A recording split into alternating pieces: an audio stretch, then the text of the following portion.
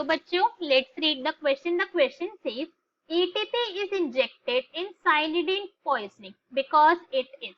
जब भी किसी पर्सन को साइनाइड की पॉइजनिंग होती है, दैट मीन्स उसको साइनाइड एज अ पॉइजन उसकी बॉडी के अंदर एंटर करा गया है, तो एटीपी को इंजेक्ट करते हैं बॉडी के अंदर डायरेक्टली. इसको सिरिंज के थ्रू हम क्या करते हैं, बॉडी को के अंदर एटीपी प्रोवाइड करवाते हैं. अब ऐसा क्यों कर रहे हैं, क्वेश्चन में हमसे ये पूछा गया. So now let's start the question. सबसे पहले हम क्वेश्चन को सॉल्व करने का की कॉन्सेप्ट देखेंगे.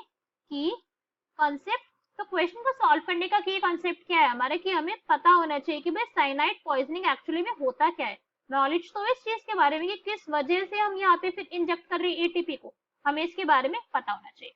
अगर हम साइनाइड की बात करें, साइनाइड क्या है, ये एक ग्रुप है, एक मॉलिक्यूल है which contain C triple bond N. ये एक ऐसा कंपाउंड है जिसके अंदर ये ग्रुप प्रेजेंट होता है और ये अपने आप में बहुत ज्यादा पॉइजनस है. कैसा है, बहुत ही ज्यादा पॉइजनस है ये, नेचर के अंदर बहुत ज्यादा पॉइजनस है.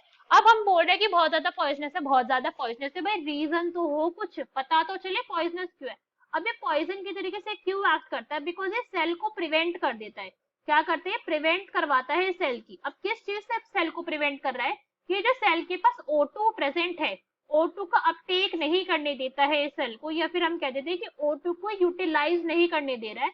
बॉडी के अंदर से सेलुलर रेस्पिरेशन को स्टॉप कर रहा है. ये क्या कर रहा है, सेलुलर रेस्पिरेशन को ये ब्लॉक कर रहा है जब भी बॉडी के अंदर साइनाइड एंटर करेगा.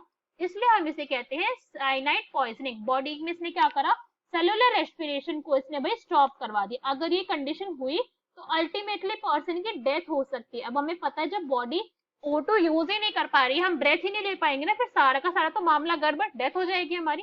तो इस चीज के अंदर क्या करा जाता है कि जल्दी से बॉडी के अंदर एटीपी को एंट्री करवाई जाएगी. क्या करेंगे, एटीपी को बॉडी के अंदर एंट्री दिलवाएंगे. अब एटीपी क्यों डाला गया है बॉडी के अंदर इस टाइम पर, बिकॉज अब जो बॉडी के सेल्स है उन्हें इमीडिएट एनर्जी चाहिए. क्या चाहिए उन्हें, इमीडिएट एनर्जी की उनको रिक्वायरमेंट है. उनके पास अभी इतना टाइम नहीं है कि पूरी ग्लाइकोलाइसिस की प्रोसेस करें, फिर इलेक्ट्रॉन ट्रांसपोर्ट चेन के अंदर एंटर करेंगे, फिर वहां पे एटीपी की फॉर्मेशन होगी. इतना टाइम नहीं है सेल्स के पास, वरना वो मर जाएंगे.